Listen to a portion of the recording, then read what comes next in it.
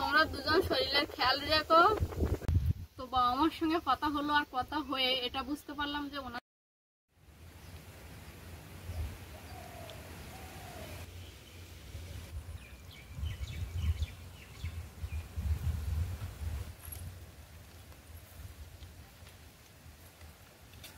নমস্কার বন্ধুরা, আপনারা সকলে ভালো আছেন তো? সাথী বিপ্লব ব্লগের আরো একটা সম্পূর্ণ নতুন পর্বে ভারত বাংলাদেশ সহ পৃথিবীর সর্বত্র ছড়িয়ে ছিটিয়ে থাকা দর্শক বন্ধুদের অনেক অনেক স্বাগত। তো চলুন আজকের পর্বটা শুরু করা যাক। তো সকাল থেকেই লেগে পড়েছি, আর বিপ্লববাবু একটু মাছ মারবেন, আমি একটু শাক টাক তুলবো, রান্না হবে। গ্রাম মানেই তো আর বাজারঘাটের তেমন একটা দরকার পড়ে না, তাই এইসব নিয়েই শুরু করছি। পর্বটার সঙ্গে থাকুন, আশা করি আপনাদের ভালো লাগবে। কোথাও স্কিপ না করে সম্পূর্ণ পর্বটি দেখার জন্য অনুরোধ রইল। যারা প্রথমবারের জন্য দেখছেন তারা অবশ্যই চ্যানেলটি সাবস্ক্রাইব করবেন, লাইক কমেন্ট করে পাশে থাকবেন, শেয়ার করে নিজের বন্ধুদের মধ্যে ছড়িয়ে দেবেন। তো চলুন শুরু করি।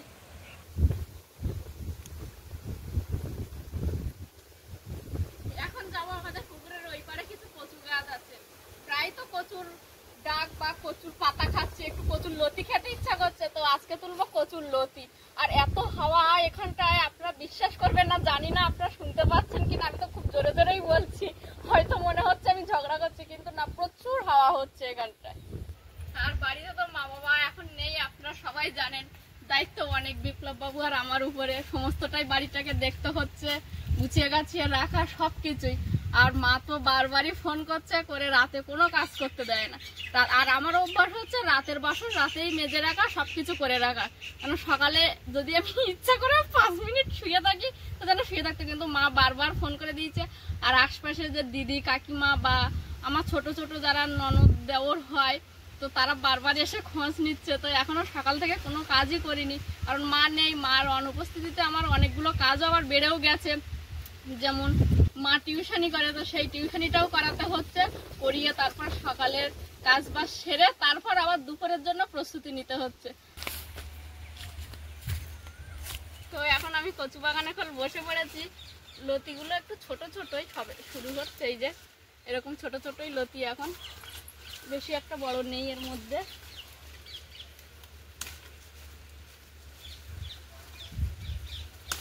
কেটে কেটে যাচ্ছে।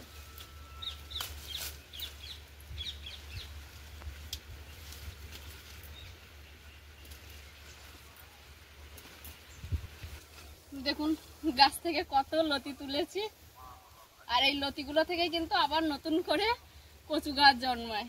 আর এই কচুটা ঠিক এমনই যে এর ডাঁটা খাওয়া যায়, পাতা খাওয়া যায়, লতি আবার কচুটাকেও খাওয়া যায়। তো এখন লতি তোলা কমপ্লিট হয়ে গেছে, বিপ্লব বাবুকে আবার জালটা দেবো মাছ ধরার জন্য।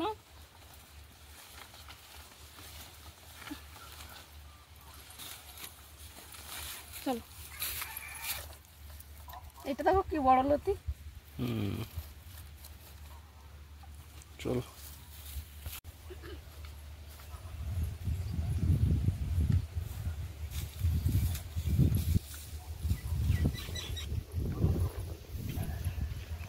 মা তো এরকম দিন সকালে ফোন করে নেয়, আজকে ফোন করলো না, দেখি একটু ফোন করে কি করছে ওরা। আর মা বাবা বাড়ি না থাকায় ওদের অনুপস্থিতিটা বুঝতে পারছি যে প্রচুর একটা চাপ যেন পড়ে যাচ্ছে দুজনারই কাঁধে, আমার আর অর্থাৎ বিপ্লব বাবু। তো দেখি একবার মা বাবাকে ফোন করে দেখি। কোথায় আছো মা?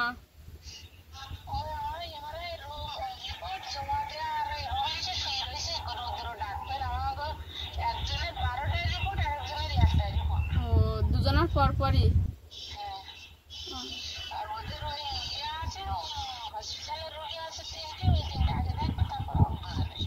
ও, সকাল থেকে কি খাওয়া দাওয়া করলে? বাবা কোথায়? ও, আর এমনি তরি তরকারি খেতে তো পাচ্ছ? আগের বারে এসে বলছিলে টক টক।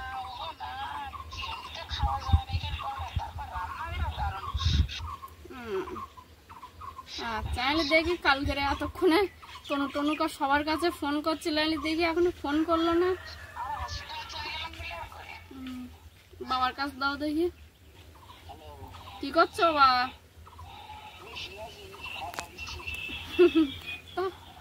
শরীর কেমন আছে?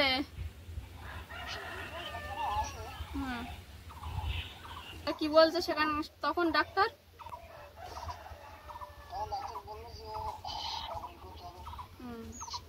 না এই এই রিপোর্টটা না করার পর কি কিছু বলবে না? না ওষুধপত্র এই রিপোর্টটার উপরে করে দেবে? হুম। ও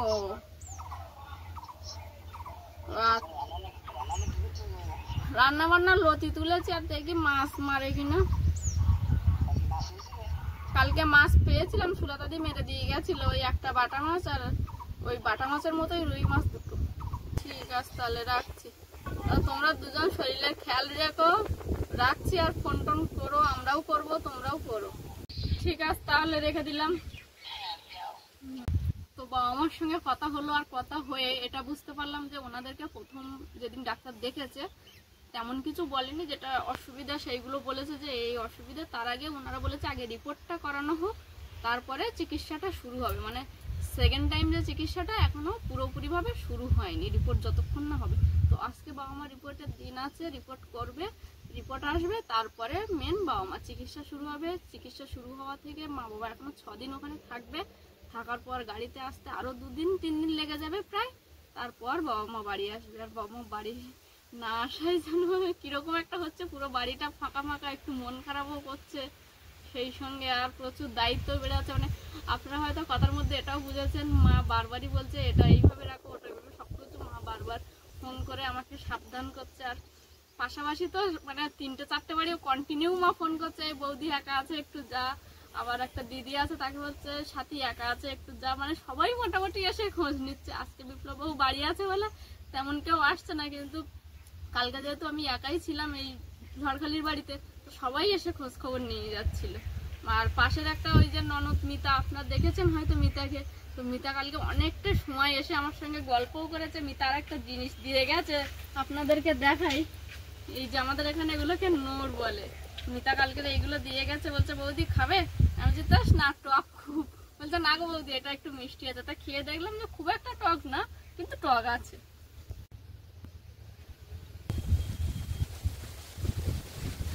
ওই যে বিপ্লব বাবু জাল কাঁধে নিয়ে চলে আসছে, জাল ফেলবে এবার পুকুরে। হাওয়া হচ্ছে, মাছ পড়বে কিনা তাই ভাবছি। চলো দেখি।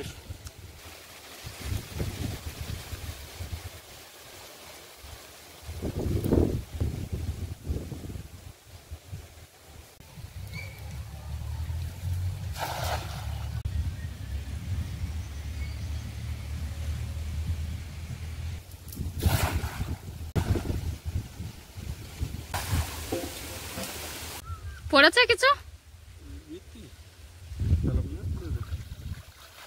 ঝড় বাতাস হচ্ছে না, বালতি নিয়ে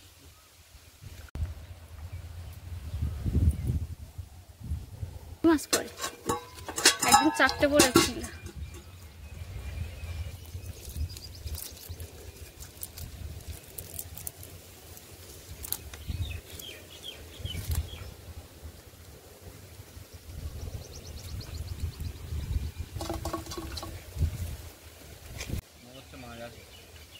মনে হচ্ছে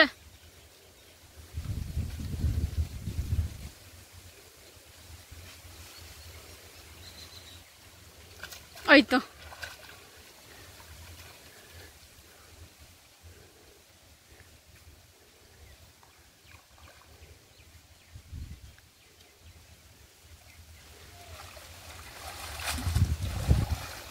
এটা কি মাছ গো? বড়ই পড়েছে বাবা, যাক হয়ে যাবে। আজকের ওই ঝড় বাতাস হচ্ছে তো মাছ একটু কম পড়বে।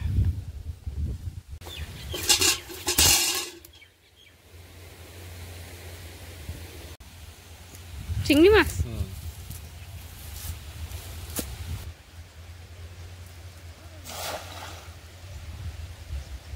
জালটা ফেলে স্তম্ভিত হয়ে গেছিল কেন? পড়েছে দেখো।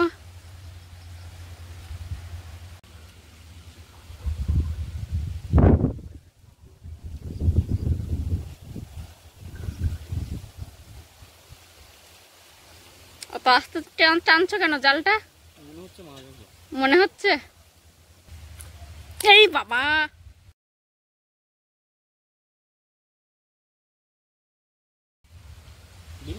হ্যাঁ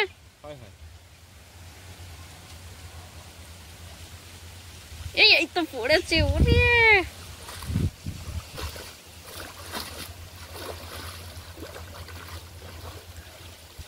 তাও একটা মাছ বড় মাছটা বেরিয়ে গেল। হ্যাঁ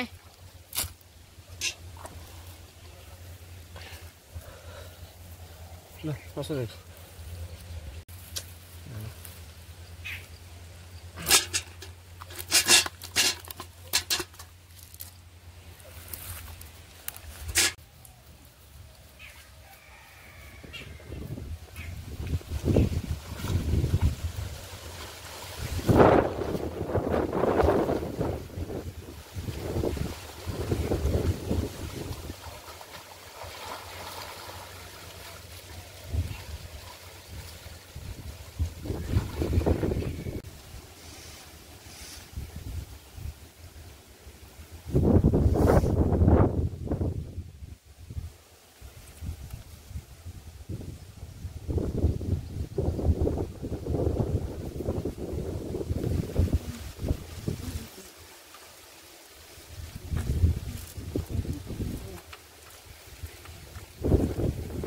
এই বটি বের করে দাও, মাছ কেটে দিই। হ্যাঁ দিচ্ছি। না,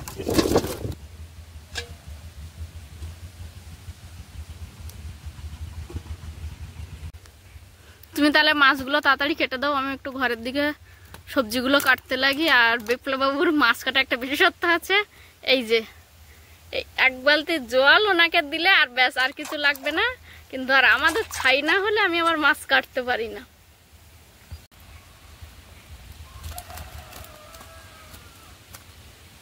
পুকুরের টাটকা মাছ।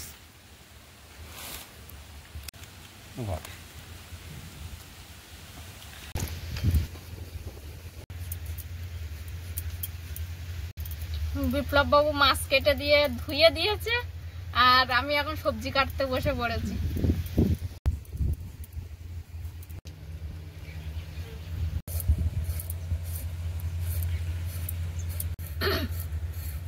টাটকা লতির কি সুন্দর আঁশ উঠে যাচ্ছে দেখো, একবার করে বটির দিকে টানা দিচ্ছি, দিলেই উঠে যাচ্ছে। সবজি কাটা হয়ে গেছে, এবার উনুনের ধারে চলে এসেছি সবকিছু রেডি করে নিয়ে উনুনটা ধরিয়ে রান্না বান্নাটা শুরু করবো।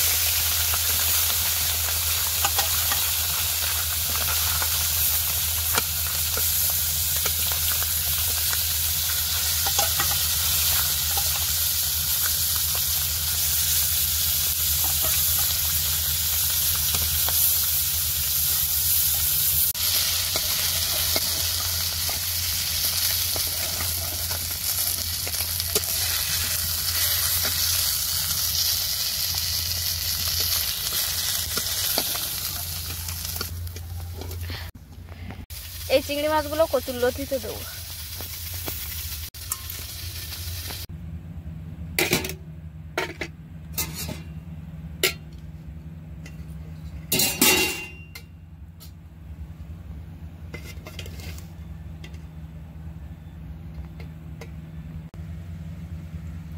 তো বন্ধুরা, সেই সকাল থেকে শুরু তো করেছি পর্বটা, রান্না বান্না করছিলাম, করতে করতে রান্না বান্না কমপ্লিট করে স্নান সেরে ঠাকুর পূজা দিয়ে এখন দুপুরে খেতে বসবো দুজনের। এখন তো যেহেতু গ্রীষ্মকাল পড়ে গেছে, প্রচন্ড গরম সব জায়গায়, কিন্তু আমাদের এই গ্রামের বাড়ি অর্থাৎ ঝড়খালিতে গরম আছে, কিন্তু এত সুন্দর হাওয়া, সব সময় যেন মনে হচ্ছে একটা ঝোড়ো হাওয়া, আবার কিছু কিছু সময় বেশ একটা হালকা ঝিরিঝিরি হাওয়া, সব সময় মানে ওয়েদারটাকে এত শীতল রেখেছে যে গ্রীষ্মকাল পড়ে গেছে সেটা আমরা এখনো অনুভব করতে পারছি না এখানে থেকে। আর বন্ধুরা, গ্রামের বাড়িতে থাকার হচ্ছে আনন্দটাই হয়তো আলাদা। যদি এখানে এতদিন এসে না থাকতাম তাহলে হয়তো জানতেই পারতাম না বাড়ির সবজি, বাড়ির মাছ, মানে এমন হয়েছে এত গরম কিন্তু আমাদের ফ্যান চালাতে হয় না, এই যে প্রাকৃতিক যে হাওয়া সেটাতেই হয়ে যাচ্ছে। এটাই হয়তো গ্রামের বাড়ি থাকার আনন্দ। তো আজকের মেনুটা তো কিছুটা আপনারা জানেন যে লতি তুলেছি, তো লতি তুলে আর ওই যে পয়লা বৈশাখের একটা পর্বে আপনাদেরকে দেখিয়েছি যে মামা অনেক মাছ কাঁকড়া দিয়ে গেছিল, মাছ বলতে চিংড়ি মাছ। তো সেই চিংড়ি মাছ তো অতটা সব খাওয়া সম্ভব ছিল না, কিছুটা শুকিয়ে রেখেছিলাম, সেই শুকনো চিংড়ি দিয়ে একটু লতি রান্না করেছি। আর এপারে আছে বেগুন আলু দিয়ে মাছের ঝোল করেছি, পুকুরের মাছ আর গাছের বেগুন, বাড়ির বাগানের যে শীতকালে যে আলুটা চাষ হয় সেই সময়ের আলু, সবটাই বাড়ির। তো বন্ধুরা বিপ্লব বাবুকে খেতে দিয়েছি, এখন উনি খাচ্ছে, খেয়ে বলবে তরকারিগুলো কেমন হয়েছে। তরকারি সুস্বাদু হয়েছে, কিন্তু একটু লবণ বেশি মনে হচ্ছে আমার কাছে, বাকি তো সব ঠিক আছে। লবণটা একটু কম দিলে ভালো হতো। যাই হোক, ঠিক আছে, তুমি দিয়ে ফেলেছো। এক আধ দিনে একটু হয়ে যায়, অনেক সময় হয়ে যায়। ভালো লাগে, সুন্দর। সকাল থেকে শুরু হওয়া পর্বটা পরন্ত দুপুরে এসে খাওয়া দাওয়া দিয়েই শেষ করছি। আর এতক্ষণ পর্বটা ধৈর্য ধরে দেখার জন্য অসংখ্য ধন্যবাদ। যারা প্রথমবারের জন্য দেখছেন তারা অবশ্যই চ্যানেলটি সাবস্ক্রাইব করবেন, লাইক কমেন্ট করে পাশে থাকবেন, শেয়ার করে নিজের বন্ধুদের মধ্যে ছড়িয়ে দিয়ে আমাদের বন্ধু হয়ে যাবেন। দেখা হচ্ছে আগামী পর্বে, ততক্ষণের জন্য আপনারা ভালো থাকুন, সুস্থ থাকুন, নিজেদের খেয়াল রাখুন। আর সবশেষে আমি যেটা বলে থাকি, সাথী বিপ্লব ব্লগের সঙ্গে সদা সর্বদা জুড়ে থাকুন। নমস্কার।